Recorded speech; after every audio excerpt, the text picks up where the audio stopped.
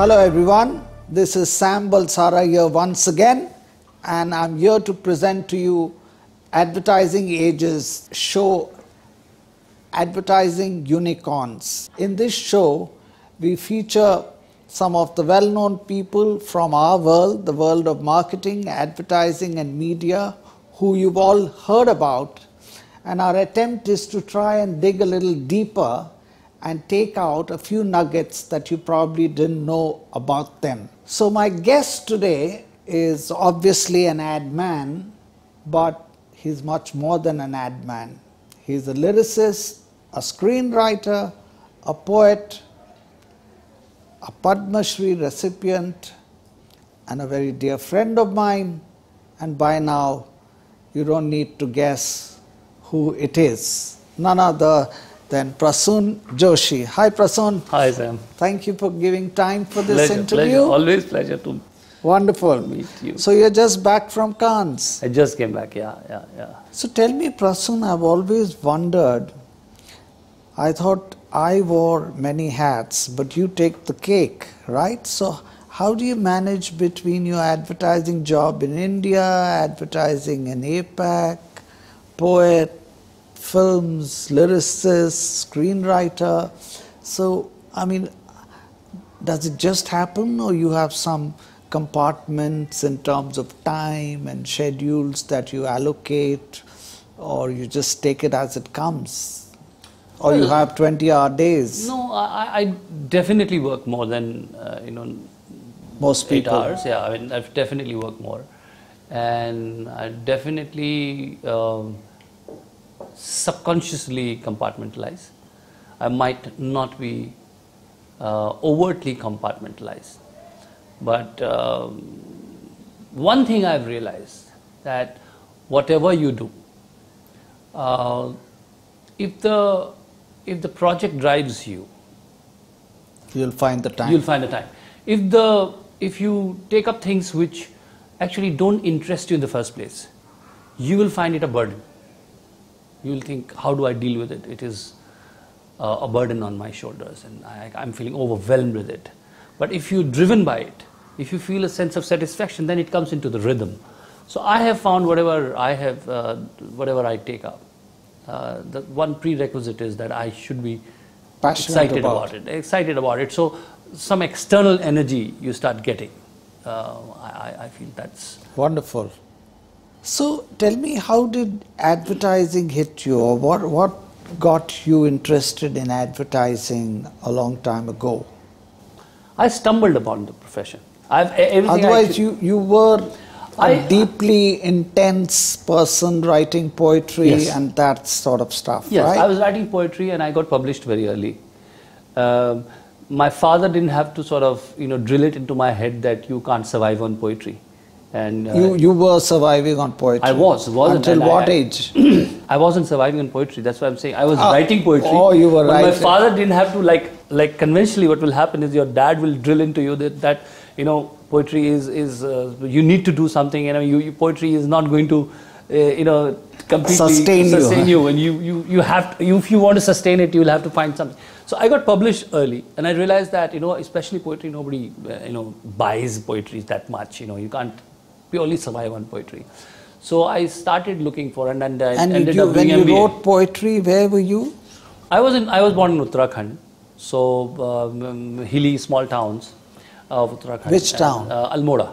Oh wow! So Almora is a beautiful city, hill station near Nainital, right? Yes, near Nainital, and lot of spirituality, lot of music, lot of art, and of course quiet, mountains, and so you got a lot of creative, sort of inspirations around you. So we should feature you in our Asian Paints Har Ghar Kuch Kehta Hai and take you back to Almora. So is your house still there? It is completely dilapidated now. Nobody lives there. Nobody lives there. But yes, it used to be there. And my grandmother, till such time she was alive, we used to go there every summer holiday. We will go there. Go there. So I've got great memories of Almora.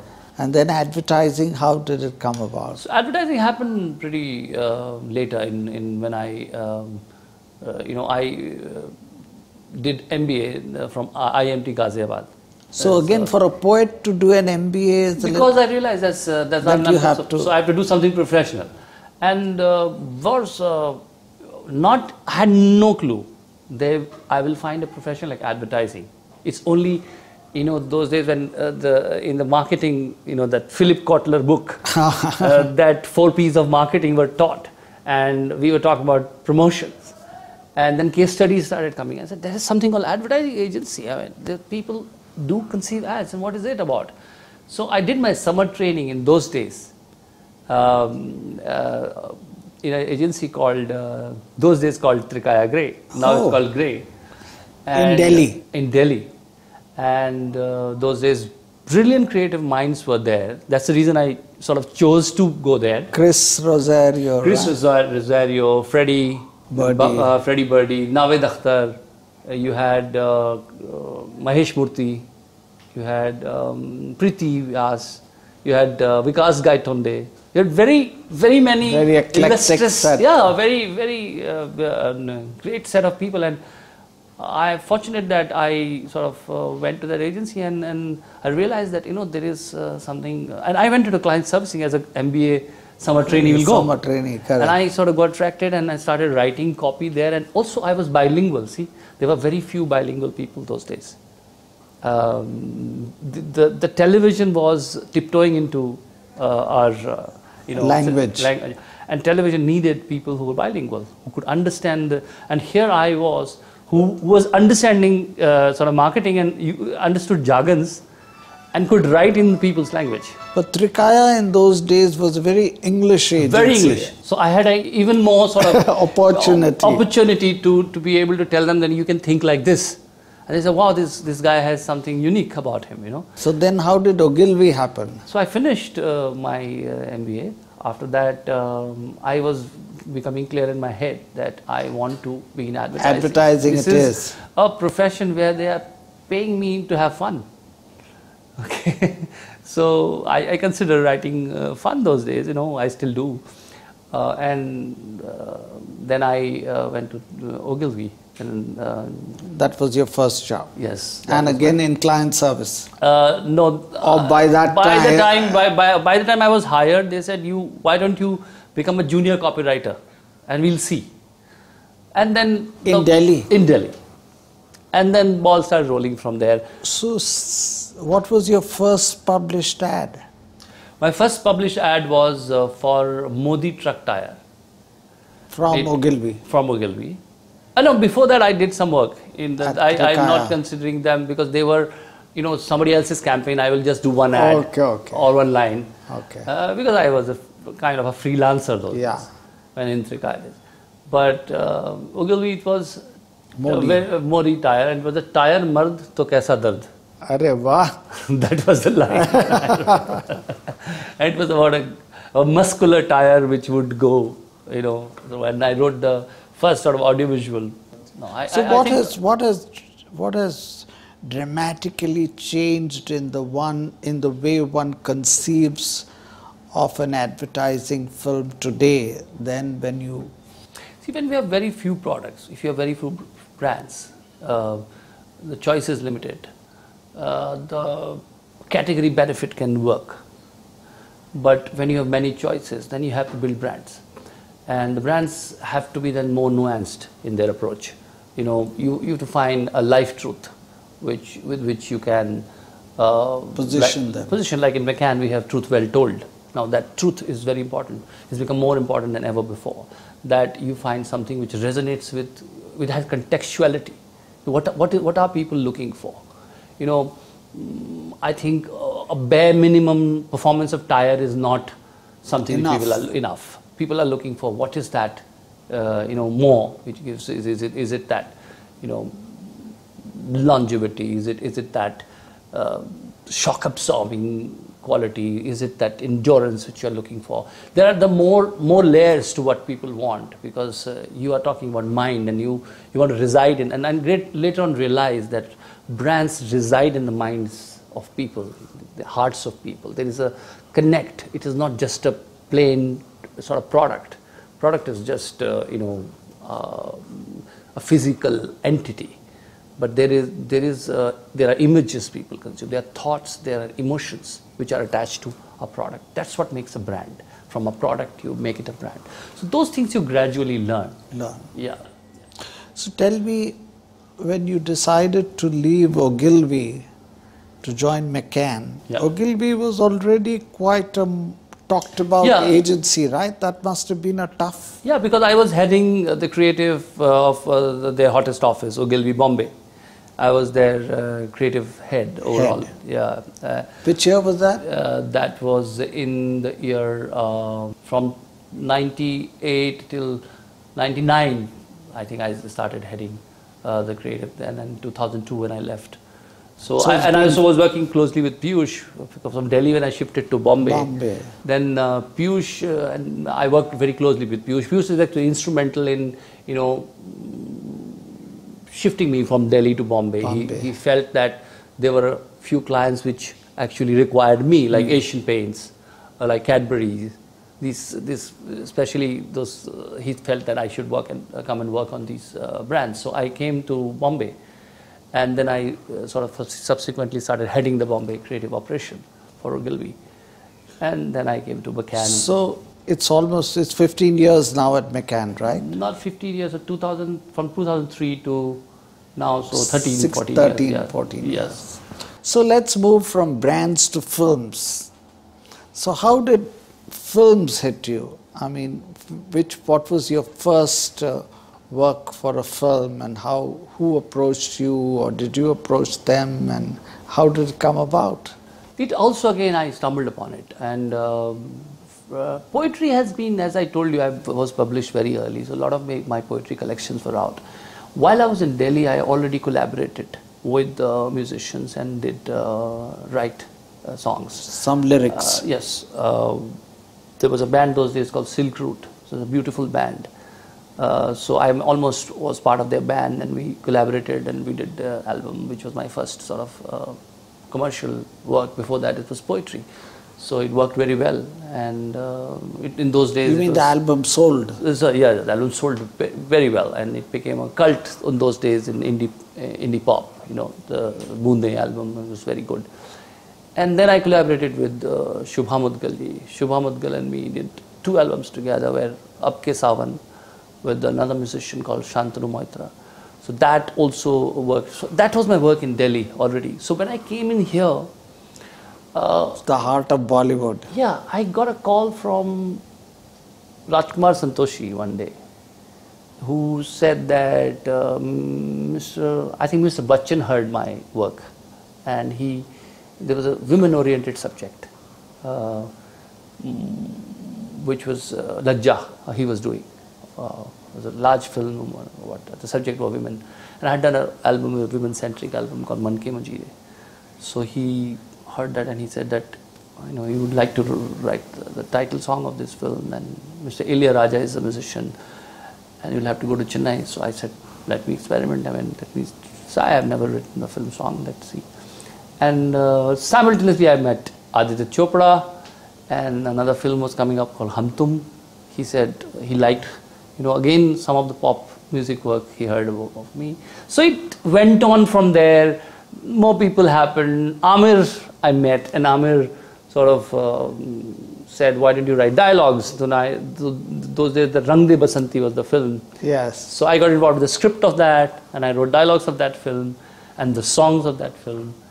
And so one thing led to another, and mostly I've worked with people who have certain liking for my work, because Sam, I'm not brought up on Bollywood. You'll be surprised. Till the age of 18, my parents were so hardcore classical music, sort of. That was they would- anathema too. For them, it, listening to a film song was like, no, I mean, you're listening to a film song, listen to a khayal or listen to a composition. So for me, my vocabulary was also not, filmy Bollywood vocabulary. So for me, I did not know how many takers are there for the kind of work I will do. So fortunately met these people who really were looking for something different than... So why don't you sing for us something or say a phrase that's really deep with deep meaning or some... No, I mean, I don't know what to sing. What's one of your favorite things that really, no, I think epitomizes your inner feelings? No, I think I have a lot of fire. So I wrote for Rang De Vasanti, which became very popular those days, was Rubaru. There is a song. Rubaru. अभी अभी हुआ यकीन कि आग है मुझ में कहीं हुई सुबह है मैं जल गया सूरज को मैं निगल गया रूबरू रोशनी है. Wonderful, wonderful, excellent. So with such exciting things, sometimes does advertising and brand building come across as boring? No, it's very exciting. See, I think we need to understand why does the client come to us. All my clients are very accomplished marketing thinkers. They do not need me for their marketing plan. They come to me because I'm a storyteller. I have no confusion about it. They are fantastic thinkers. They are clear thinkers. They come to me for making them incrementally understand what is that people are looking for. Since art, literature, music, poetry, these things allow you to always be in touch with people, strike a chord with them. They want to understand that. They want me to tell a story. The meetings with clients happen for sometimes 2 days. Workshops happening. You have to distill all that in a short story, in 2 beautiful lines, in a thought which captures everything they are saying and excites people. Now that's the reason they come to you. And I never sort of confuse that. And as far as you understand and as far as you keep refining yourself and keep getting, the understanding of people well, these are all jug. So do you think your mind actually grows and feeds off each other? Actually, the fact that you do these 2 very different types of work, actually both get helped by the other? They feed on each other. They surely do. Surely do, They surely do. And you would say, how does probably advertising help you in doing films? Like I wrote film Bhag Milkha Bhag. Now when I was writing Bhag Milkha Bhag, when I met Milkha Singh and I felt that I should be writing this, and I knew what will work, what will excite people and what will not excite people. For example, the fact that he lost his last race will not be a mass hit. In India, which is already, a lot of people are looking for opportunity, they're looking for hope. Of course, artistically it works. Artistically, you can make absolutely a Kafkaesque work also, where everything is dark, depressing, and yet you see art. That's a different kind of. But when you're making a commercial film, you've got to resonate with people's heart and thoughts, what they are. Very true. So so I completely made sure that my film ends on a high, not on a low. That's that understanding advertising provides me, because you are in touch with the consumer. With the consumer. Okay, so on that note, let's take a small break and then we'll meet Prasoon again, perhaps in a different setting. The CEO of the